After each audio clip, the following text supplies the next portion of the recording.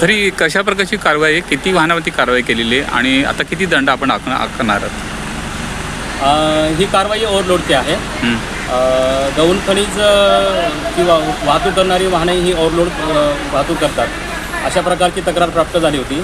आणि दिवाळीच्या दरम्यानमध्ये गोरा कंचाड या भागातल्या लोकांनी आंदोलन केलं होतं. तसेच 15 तारखेला जी DPTC झाली, त्या DPTCमध्ये माननीय हरिश्चंद्र मोहे आमदार 129 विक्रमगड मतदारसंघ यांनीसुद्धा तक्रार केली होती का या भागामध्ये ओव्हरलोडची वाहने जास्त होतात, त्याच्यामुळे रस्ता खराब होतो.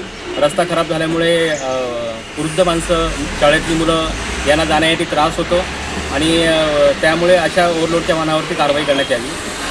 त्याच्याचमुळे माननीय आदरणीय महोदया जिल्हाधिकारी पालघर यांनी एक जिल्हाधिकारी कार्यालयाकडील भराडी पथक तयार केलेलं आहे.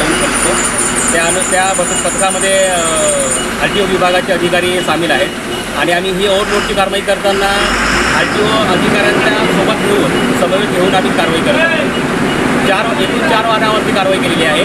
एक अंदाजे प्रत्येक वाहनाला 50,000च्या पुढे दंड लागलेला आहे.